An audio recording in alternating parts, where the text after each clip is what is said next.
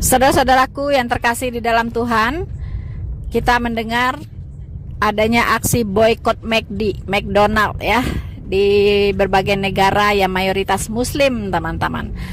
Ya, ini diserukan supaya McDonald diboykot karena McDonald Israel itu memberikan bantuan kepada atau memberikan makanan gratis berupa McD ya, produk-produk McDonald ya, kepada tentara IDF Israel. Nah, ini membuat iri hati ya para pendukung Hamas tentunya, dan mereka menyerukan supaya memboikot McDonald di seluruh dunia. Saya rasa ini sangat tidak beralasan ya, teman-teman. Apa urusannya dengan McD yang ada di negara-negara lain dengan McD yang ada di Israel? Kalau McD yang ada di Israel memberikan makanan gratis, bahkan memberikan diskon 50% untuk masyarakat Israel, dan memberikan McDonald gratis kepada tentara-tentara Israel, itu hak mereka. Dan kita tahu McDonald ini adalah miliknya Amerika, dan kita tahu Amerika adalah pendukung Israel, pendukung kuat dari Israel. Jadi apa urusannya begitu, teman-teman? Saya lihat ini sangat kekanak-kanakan dan gak nyambung ya. Mengapa? Karena mereka tidak berpikir dampak kerugian yang akan dialami oleh negara yang bersangkutan yang akan memboikot McDonald. Pertama, McDonald itu adalah usaha lokal. Karena McDonald itu berupa franchise ya. Nah, pemilik dari setiap franchise itu tentunya orang-orang lokal dari negara tersebut, termasuk di Indonesia ini. Kemudian yang bekerja di McDonald tersebut itu juga orang-orang lokal. Nah, kalau ada 1000 cabang McDonald di Indonesia ini, berapa itu karyawan yang harus kehilangan penghasilan? Dan berapa pengusaha McDonald ya yang punya franchise itu yang mengalami kerugian? Dan berapa pula kantor pajak ya itu menjadi minus menerima pajak dari McDonald? Aduh ya. Dan berapa banyak pula tukang parkir yang akan kehilangan penghasilan di setiap area McDonald? Apakah tidak bisa berpikir sesimpel itu begitu ya orang-orang yang menyerukan boykot McDonald? Nah, kalau misalnya mereka yang menyerukan boykot McDonald ini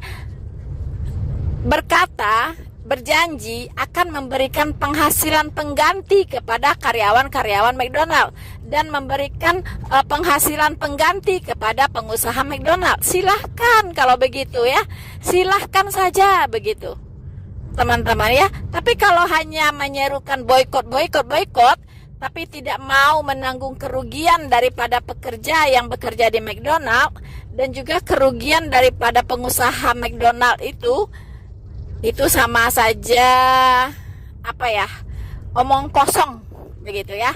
Jadi orang yang tidak bertanggung jawab sebenarnya ya, teman-teman. Jadi menggelikan sekali ya, apa urusannya McDonald di Israel memberikan makanan gratis ke IDR tentara Israel ya. Lalu McDonald seluruh dunia disuruh diboikot, apa hubungannya begitu ya? Nggak ada sama sekali hubungannya. Yang dirugikan adalah ya karyawan, pengusaha yang ada di negara yang bersangkutan gitu. Israel tidak dirugikan, teman-teman, tidak dirugikan. Israel tidak dirugikan ya, begitu. Aduh. Dan apalagi saya pernah mendengar boykot produk Israel, ya kan? Boykot produk Israel.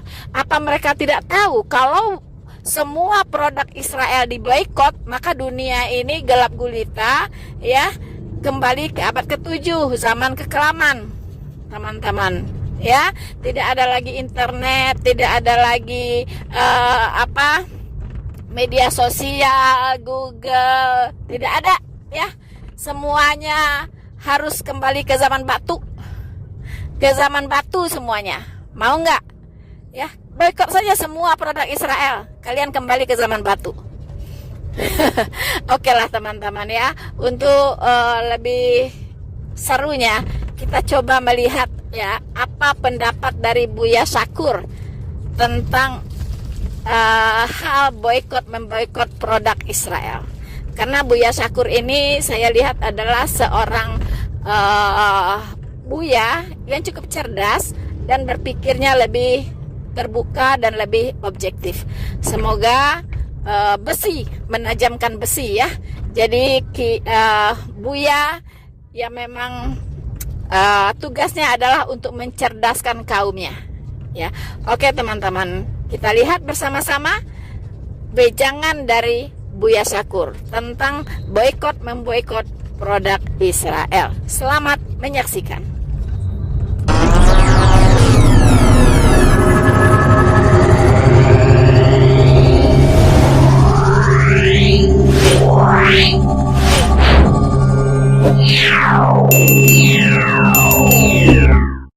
Saya minta penjelasan tentang boikot produk Yahudi.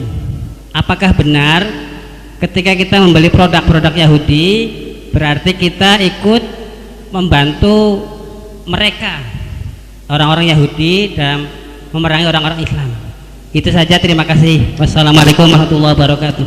Salam. Ini 2 pertanyaan ya. Yang kedua, Pak Arif gimana tadi? Boikot produk Yahudi, Ya. itu betul tidak? Itu sebagai andil, begitulah. Ya. Oke. Ini persoalan embargo yang produk-produk itu saya kira ya bisa diakalin kok semuanya. Dulu produk Taiwan dicekal oleh Cina daratan ya gitu. Ya tetap aja dibawa ke Singapura, distempel made in Singapura, selesai kok. Ya. Bagaimana mau apa namanya? Mengembargo ya. Memboikot ya, begitu embargo, memboikot produk Yahudi.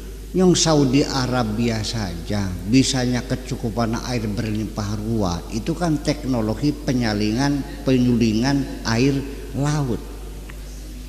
Siapa yang punya teknologi menyuling air laut? Orang Yahudi kok. Sekarang apa yang diboikot? Hampir semua temuan teknologi, apakah itu IT, apakah itu kosmologi, apakah itu semua teknologi sampai tentang nuklir segala macam, itu semuanya orang Yahudi. Apa yang mau diboikot? Iya kan? Kalaupun orang Yahudi ya minimal ada turunan darah Yahudinya. Itu ya saya juga menjadi aneh gitu. Sementara orang Islam itu membenci orang Yahudi, mencurigai, mau mengotak-atik Al-Quran, mau ngapain?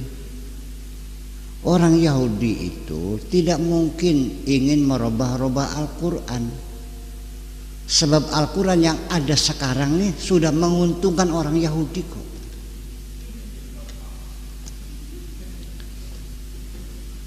Al-Quran yang menjelaskan bahwa Palestina itu tanah airnya orang Yahudi. Nabi Musa berapa tahun di situ tuh? 40 tahun. Itu sudah sah menjadi tanah air. Australia saja, kalau Anda tinggal di Australia 5 tahun tidak keluar itu punya haknya warga negara. Makanya TKI TKW di Australia itu kalau sudah 4 tahun atau kurang 5 tahun harus keluar dulu, nanti masuk lagi pakai visa baru lagi supaya jangan sampai punya hak untuk jadi warga negara. Nah, sedangkan orang Yahudi di Palestina 40 tahun, ya kan? Betul nggak? Ya, jadi mereka mengatakan kitab suci kamu membenarkan kami. Satu. Yang kedua, Al-Quran lah yang mengakui bahwa Yahudi bangsa super. Apa katanya? Wa faddalnakum 'alal alamin. Allah memberikan keistimewaan orang Yahudi di atas bangsa-bangsa yang lain, bangsa yang cerdas. Jadi ya, saya kira persoalannya bukan persoalan agama. Kalau Yahudi mah sebetulnya agamanya agama duit kok persoalannya, iya kan? Mereka mah nggak peduli dengan masalah agama. Yang penting mereka bisa kaya, bisa ya kan, duit banyak, itu aja persoalannya. Jadi ya embargo juga sekarang gimana embargo? Apanya embargo? Yang semua badan intelijen dunia yang melatih Mossad sih, produk-produk yang ini ya mungkin, tapi kalau produk pemikiran, keilmuan ya nggak bisa dong. Itu mah hanya formalitas, sebetulnya mah formalitas simpatisan kita dengan perjuangan rakyat Palestina. Ya dong, setia kawan nggak?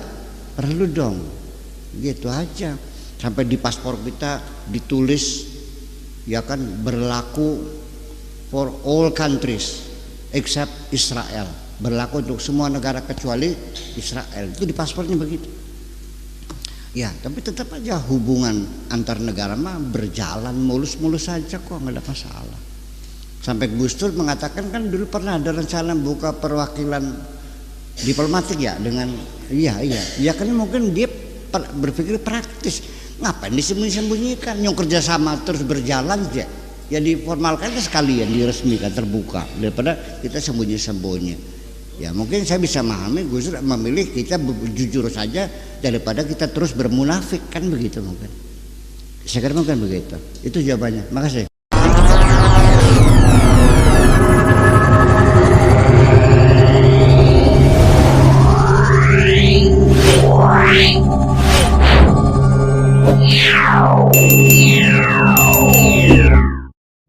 Ya, betul teman-teman. Apa yang dikatakan Buya Syakur itu benar adanya ya.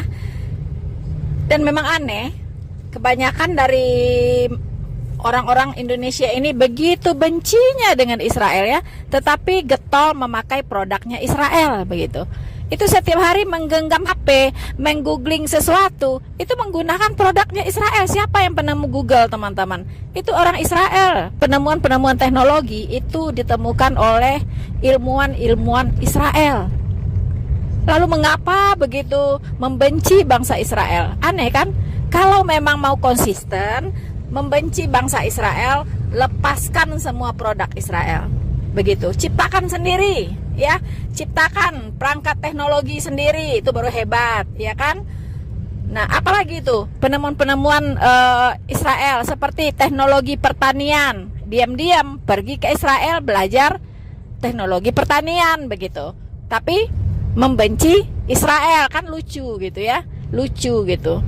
Nah nggak ada lah yang mengalahkan kemajuan dari teknologi pertaniannya Israel. Sekarang Indonesia sedang khawatir dengan